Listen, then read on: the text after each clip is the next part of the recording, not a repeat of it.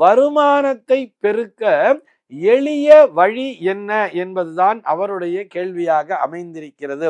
முதல்ல நமக்கு கிடைச்சிருக்கிறது போரும் என்கின்ற மனம் இருக்க வேண்டும்.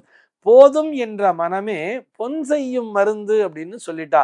ஆக ஒரு பொன்னை செய்ய வேண்டும் என்று சொன்னால் அதற்கு போதும் என்கின்ற மனமானது இருக்க வேண்டும். இது போதும் என்று எவர் ஒருவர் நினைக்கிறாரோ அவர்களுக்கு தன்னால் வருமானம் என்பது பெருகி கொண்டுதான் இருக்கும்.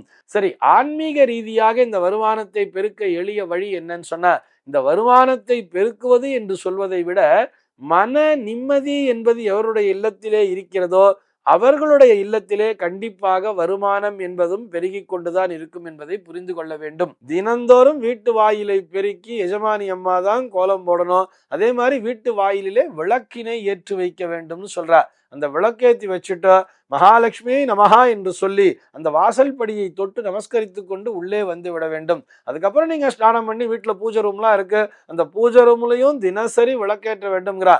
காலை மாலை இரு வேளையுமே பூஜை அறையிலே விளக்கு என்பதை ஏற்றி வழிபட வேண்டும்.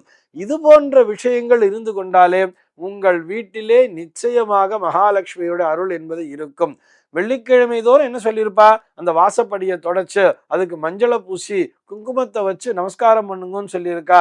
இன்றைய தேதியிலே பலரும் அதனை மறந்து விட்டார்கள். இந்த மஞ்சள் என்பது குருவினுடைய அனுகிரகம் பெற்றதுங்கிறது நம்ம எல்லாருக்குமே தெரியும். இது போக மஞ்சள் என்பதே அந்த பொன்னை தரக்கூடியது தானே, அந்த பொன் என்கின்ற அந்த மகாலட்சுமி அம்சத்தை தரக்கூடியது தானே என்பதை புரிந்து கொள்ள வேண்டும். ஆக இது போக முக்கியமான விஷயம் என்ன தெரியுமா, வீட்டில இருக்கக்கூடிய பெண்கள் அந்த மஞ்சள் பூசி ஸ்நானம் பண்ணணுங்கிறத தெரிஞ்சுக்கணும். மஞ்சளை தடவி யாரும் குளிப்பதே இல்லை. என்னைக்கோ ஒரு நாள் அப்படின்ற மாதிரி இருந்தா என்னைக்கோ ஒரு நாள் தான் வருமானமும் வரும். தினசரி மங்களகரமான இது போன்ற நிகழ்வுகளை எந்த ஒரு இல்லத்திலே தொடர்ந்து செய்து கொண்டிருக்கிறார்களோ அவர்களுடைய இல்லத்திலே கண்டிப்பாக வருமானம் என்பது பெருகி கொண்டுதான் இருக்கும்.